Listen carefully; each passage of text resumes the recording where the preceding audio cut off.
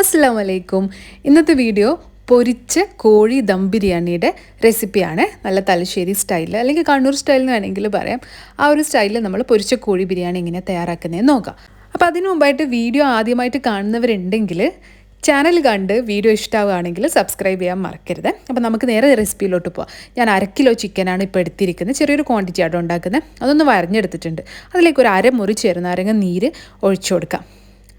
അതിനുശേഷം ആവശ്യത്തിന് ഉപ്പ് ചേർത്ത് കൊടുക്കുക. 1 ടീസ്പൂണോളം ചേർക്കുന്നുണ്ട്.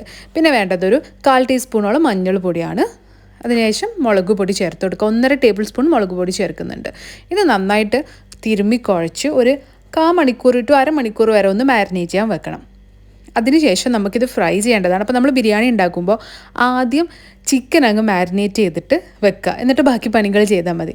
അപ്പം ഞാൻ 3 മീഡിയം സൈസ് സവാള എടുത്തിട്ടുണ്ട്. ഇത് അരിഞ്ഞെടുത്തിട്ട് മാറ്റി വെക്കാം. അതുപോലെ പച്ചമുളക്, ഇഞ്ചി, വെളുത്തുള്ളി, ഒരു മുഴുവൻ വെളുത്തുള്ളി, ഒരു കഷ്ണം ഇഞ്ചി, പിന്നെ ഒരു 5 പച്ചമുളക്, ഇതൊക്കെ മിക്സിയിൽ ചതച്ചെടുക്കണേ. ഇപ്പം മിക്സി എൻ്റെ കറണ്ട് പെട്ടെന്ന് പോയതുകൊണ്ട് ഞാനിവിടെ ഈ ഇടികല്ലിലിട്ടിട്ട് ചെയ്യുകയാണ് കേട്ടോ. അപ്പം മിക്സിയിലാണെങ്കിൽ നന്നായിട്ട് അരിഞ്ഞു കിട്ടും. അപ്പോൾ അങ്ങനെ എടുക്കുക. ഇനി നമുക്ക് സവാള ഫ്രൈ ചെയ്തിട്ട് എടുക്കുന്നത് ഫ്രൈഡ് ബിരിയാണിയാണല്ലോ. അപ്പോൾ 3 സവാളയും ഞാൻ ഫ്രൈ ചെയ്തിട്ട് എടുക്കുകയാണ്. ഓയിലിൽ തന്നെ ഡീപ്പ് ഫ്രൈ ചെയ്തിട്ട് എടുക്കുക. സാധാരണ നമ്മൾ ബിരിസ്ത ഉണ്ടാക്കില്ലേ, ബിസ്താന്നോ ബിരിസ്താന്നോ എന്താ നിങ്ങൾ പറയാമെന്നറിയില്ല.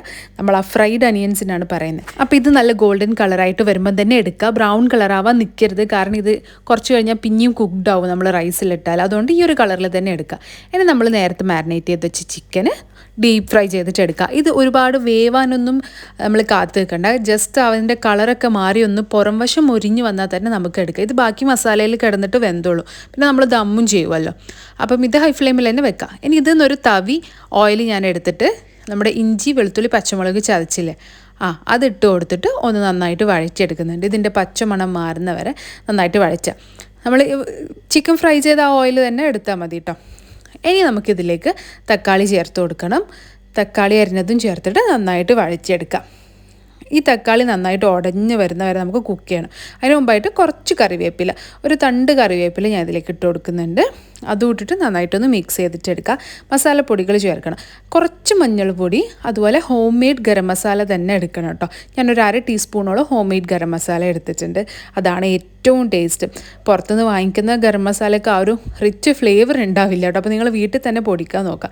അടച്ചു വെച്ച് ഞാൻ കുക്ക് ചെയ്യാണ്. നമ്മുടെ തക്കാളിയൊക്കെ ഒന്ന് നന്നായിട്ട് ഉടഞ്ഞ് വരുന്ന വരെ നമുക്കിത് കുക്ക് ചെയ്തിട്ട് എടുക്കാം. ഇപ്പോൾ ഏകദേശം ഇത് റെഡി ആയിട്ട് വന്നിട്ടുണ്ട്.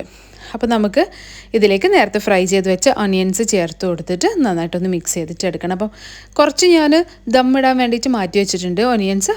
ബാക്കിയൊക്കെ ഇതിലേക്ക് അങ്ങ് ചേർത്ത് കൊടുക്കാം. ഇനി നമ്മൾ നേരത്തെ ഫ്രൈ ചെയ്ത ചിക്കനും കൂടി ഇതിലേക്ക് ഇട്ട് കൊടുക്കുക. എന്നിട്ട് നമുക്ക് നന്നായിട്ടൊന്ന് മിക്സ് ചെയ്തിട്ട് എടുക്കണം. 1/2 കിലോ ബിരിയാണി ആയതുകൊണ്ട് തന്നെ ചെറിയൊരു ക്വാണ്ടിറ്റി ആയതുകൊണ്ട് തന്നെ എന്താ പറയുക, പെട്ടെന്നായിട്ട് കഴിയും കേട്ടോ. ഉണ്ടാക്കാനും എളുപ്പമാണ്. കുറച്ചൊരു ഓയിലിയാണ്, പക്ഷെ നല്ല ടേസ്റ്റാണ് കേട്ടോ. അപ്പോൾ ഉപ്പ് കുറച്ച് പോരാൻ തോന്നിയതുകൊണ്ട് ഞാൻ കുറച്ചുകൂടി ഇട്ട് കൊടുത്തിട്ടുണ്ട്.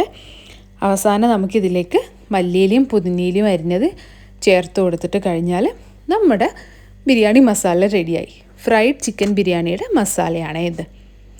സാധാരണ ബിരിയാണിനേക്കാളും ഒരു പടി മുമ്പിലാണ് ഇതിൻ്റെ ടേസ്റ്റ്. കാരണം നമുക്കറിയാമല്ലോ, ഒരുപാട് ഓയിലൊക്കെ യൂസ് ചെയ്തിട്ട് ഉണ്ടാക്കുമ്പം ടേസ്റ്റ് എന്തായാലും കൂടും. അപ്പോൾ നമ്മുടെ മസാല നമുക്ക് മാറ്റി വെക്കാം. ഇനി ബിരിയാണി ഉണ്ടാക്കാൻ ഏത് റൈസാണ് എടുക്കാറെന്ന് പലരും ചോദിക്കലുണ്ട്. ഇപ്പോൾ റീസെൻ്റായിട്ട് ഞാൻ യൂസ് ചെയ്തതിൽ എനിക്ക് ഏറ്റവും നന്നായിട്ട് ഇഷ്ടപ്പെട്ടത് ബീവീസിൻ്റെ തലശ്ശേരി ബിരിയാണി റൈസാണ്, ജീരകശാല റൈസ്.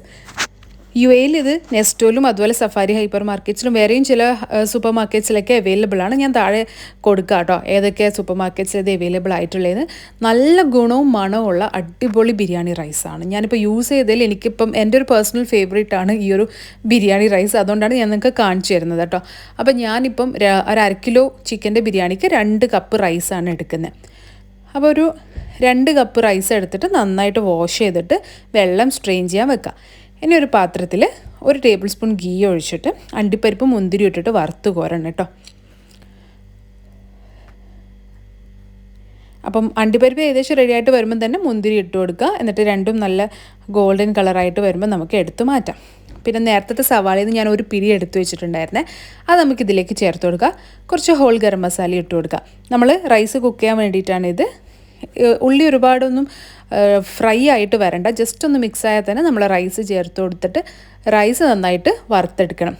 പലരും വറുത്തിട്ടല്ല ചെയ്യാറ്, പക്ഷേ നമ്മൾ തലശ്ശേരി ബിരിയാണിയിൽ നമ്മുടെ വീടുകളിലൊക്കെ പൊതുവേ റൈസ് നന്നായിട്ട് വറുത്തെടുക്കും. അതിലേക്ക് കുറച്ച് ഉപ്പും കൂടി ചേർത്തിട്ട് വറുക്കും കേട്ടോ. അപ്പോൾ ഇങ്ങനെയാണ് നമ്മൾ നോർമലി വീട്ടിലൊക്കെ ചെയ്യാറ്. ഞങ്ങൾക്ക് വറുക്കാണ്ടും ചെയ്യാം. ഇതിന് കുറച്ചുകൂടിയും നല്ലൊരു ടെക്സ്ചർ ഇങ്ങനെ ചെയ്യുമ്പോഴാണ് കിട്ടാറ്. അതുകൊണ്ട് ഇങ്ങനെ ചെയ്യുന്നത് കേട്ടോ.